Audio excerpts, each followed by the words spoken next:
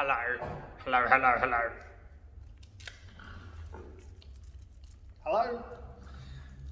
All right, guys, this here is, I don't know, let's call him Mr. Bone.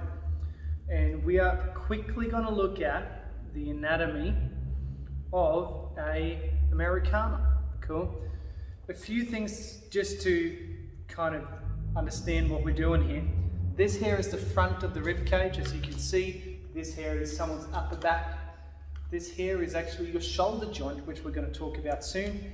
Here is your elbow joint. And you'll see here that we have, this is the front of the wrist, this is the back of the wrist, this is your thumb, this is your pinky. And here we have two bones called the radius and the ulnar. And I'm going to try as best as I can to, on video like this, which can be quite hard, to look at the different anatomical structures that we are going to be using when we do an Americana. Cool?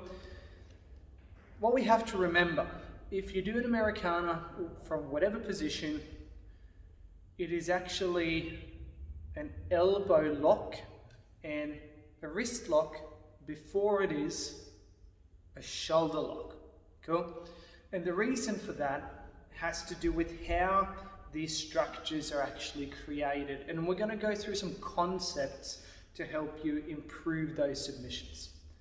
So if I want to attack someone's shoulder, so here you'll see this is the shoulder blade, where there is a little socket on the side here that the bone of the upper arm attaches to that socket. You'll see that it's not very deep, it's very, very shallow, if you can see that, which means that you have lots of ligaments and muscles around here keeping this here joint intact. And then you'll see here that the shoulder blade actually attaches to the rib cage here. Cool? And the shoulder blade moves around. It's not like it's static, just like you can see on the skeleton here. And then as we go further down the upper arm, you have the elbow joint. Your elbow joint mostly just bends up and down, you know, like you're doing a biceps curl, just like so. That's its primary movement. But you'll see here, if we go really close to this one bone right here, you can see that this bone actually allows a bit of rotation. So if you want to find that on yourself, you grab your elbow and you'll find that there is a little gap here in between two bones. That's exactly where we are, right here on the skeleton. And that bone attaches to the base of your thumb, just down here, almost to the base of your thumb. That's not 100% anatomically correct, but you can see how it kind of comes down somewhere close to the base of your thumb here, with a few small sort of bones in between, but that doesn't matter. What you need to know is that that bone allows that rotation in your forearm. Cool? Very, very important. So, now we know we have the shoulder joint, we have the elbow joint, and then we have the wrist joints here, and in particular, the one that allows the rotation in our forearm, which sits up near the elbow joint here. It forms a part of the elbow joint, I suppose. So,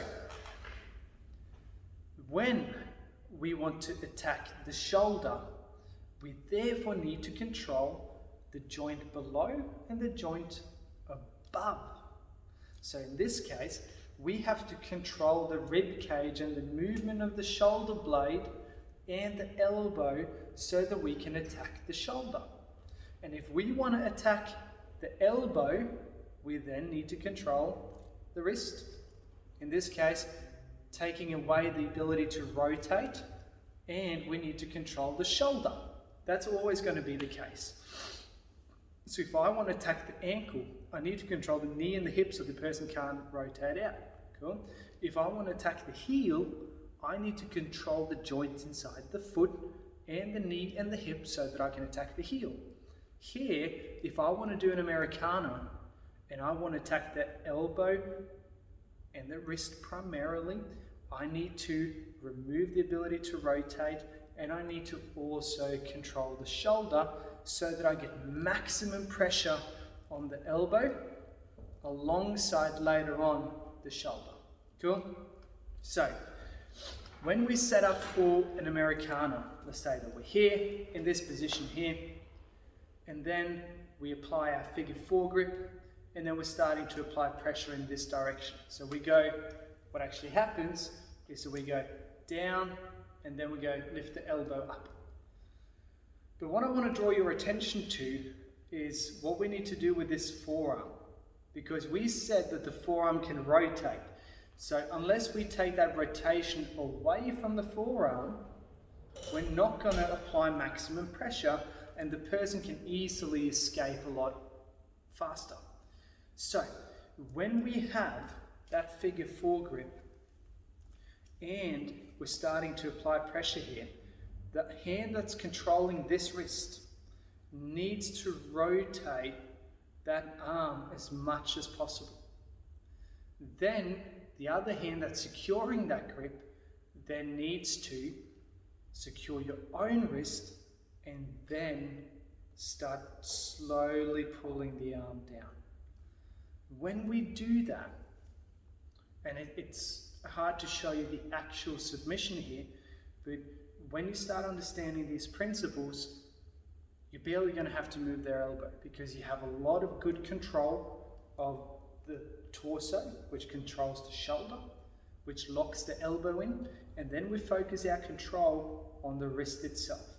And when you get those two positions and you get sufficient amount of control in that wrist, what's going to happen is that all the ligaments and bones in your elbow, they're going to be torqued backwards, and they're literally going to poof, explode. And then as you keep pulling through, that's when the shoulder is going to get injured.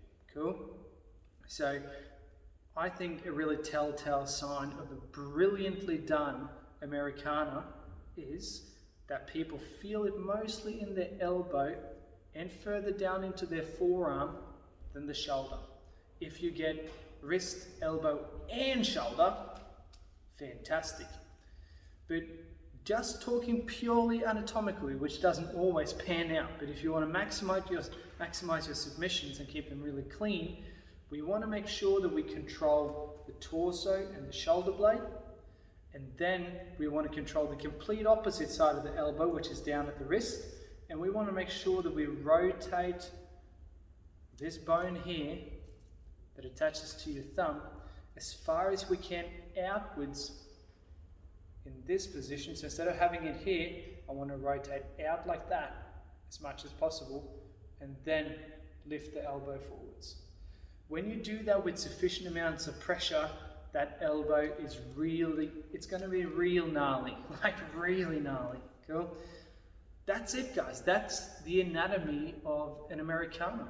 So if, let's say, I was to lay this person down here, we were to be out on the side here, I was to pin this wrist down just like so, what I actually want to do here, when I get my figure 4, I want to rotate this out as far as I can. Then when I apply pressure here, I rotate this wrist up, boom, boom, and what's happening here now, this elbow joint is just good night. Cool? Very, very simple. That's it for the Americana. Toodaloo.